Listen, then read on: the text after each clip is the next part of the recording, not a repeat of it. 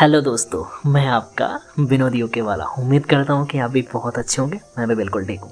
आज मैं अपने दोस्तों के साथ एक ऐसी यात्रा पर निकला हूँ जो सिर्फ घूमना नहीं बल्कि उत्तराखंड की आस्था, प्रकृति और रोमांच से जुड़ी है। जी हाँ दोस्तों, हम बात कर रहे हैं उत्तराखंड की प्रमुख पर्वत श्रेणियों में से एक नागटिमा रेंज की। हम अभी हरपटपुर से विकासनगर होते हुए पहाड़ों की ओर बढ़ चुके हैं। ठंडी ठंडी हवा और बहुत ही प्यारा व्यू आ रहा है, तो आप भी रास्ते का आनंद लीजिए।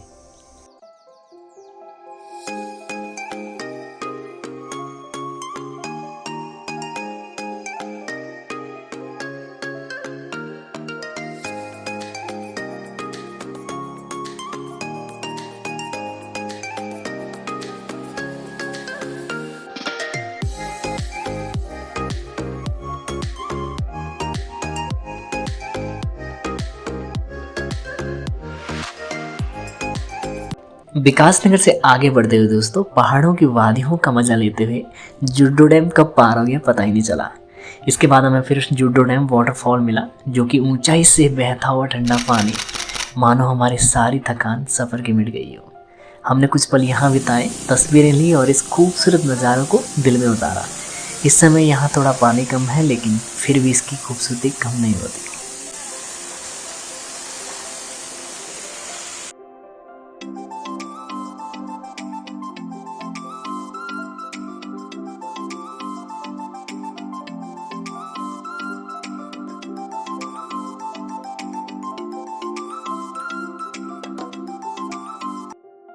सफ़र का आनंद लेते हुए दोस्तों हम रास्ते में आगे बढ़ रहे थे। हमें भी रास्ते में एक ढाबा मिल गया था।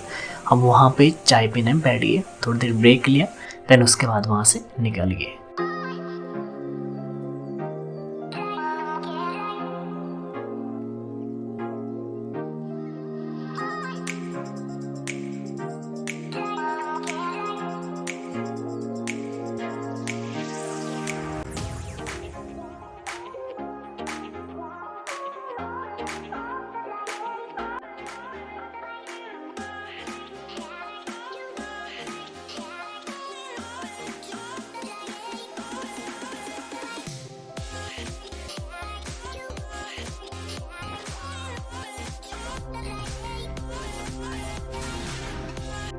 पहाड़ों की वादियों में नैनबाग से आगे बढ़ते हुए दोस्तों हमने कई सारे गांव पीछे छोड़ दिए, पर आखिरकार हम पंतवाड़ी गांव में पहुंच ही गए, जहां से नागटिमा टेम्पल की यात्रा शुरू होती है, वो भी पैदल।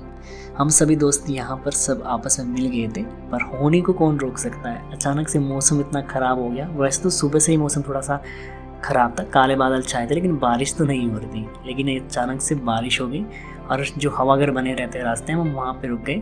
फिर हमने आग जलाई और आपस में थोड़ी देर, जब तक बारिश नहीं हुई, फिर हम वहीं बेचते रहे। बड़ा जमीन हमारी देखो बड़े में मटर सूखी तो बिल्कुल ये बितारा ने सारे दिन सूखे अच्छे बरखा दे हमारा अच्छे मतलब हमारा ये क्या को अच्छे उपजाऊ ना छे इतना कि उपजाऊ पूरा मतलब गेहूं हो या साटिया पूरा सूखो भसम हो जाए फसल एक पानी मिलो तुरंत। और हम जब ये हमारी सिंचाई ना तो हम जब पानी लगा ली सिंचाई खातर ना तो हमारी फसल खत्म, तब रे वो खुल ली और फिर बरखा दो सब गड़ जाली सिर्फ वही साटियों ना पानी। रोहित तो पूरी लैंग्वेज समझ रहा क्या?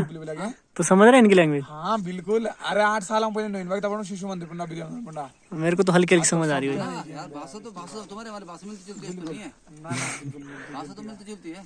जौनपुर रवा जौनपुर जौन सारे तो लगा थोड़ा सेंस तो हाँ, सेंस लग जाता है ये बात तो। बारिश रुकने के बाद दोस्तों पंतवाड़ी से हमारी पैदल यात्रा शुरू हो गई थी।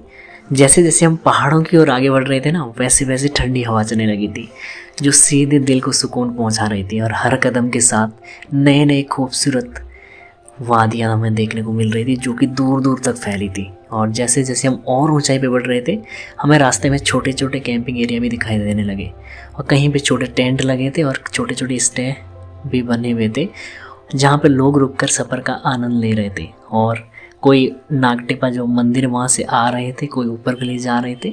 चारों तरफ बहुत ही एक एडवेंचर सा माहौल बना हुआ था।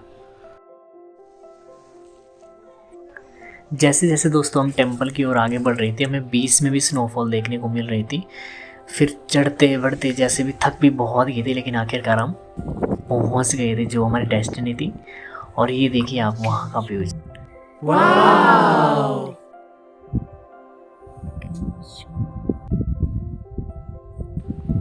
मंदिर के पास पहुंचने के बाद दोस्तों हम सब लोगों ने सबसे पहले दर्शन किए। देन उसके बाद भूख भी बहुत लगी थी तो हम सब लोग खाना खाने बैठ गए। देन उसके बाद लाइव स्नोफॉल भी गिरने लगा और बहुत ज़्यादा इन्जॉय किया। तो आप देखिए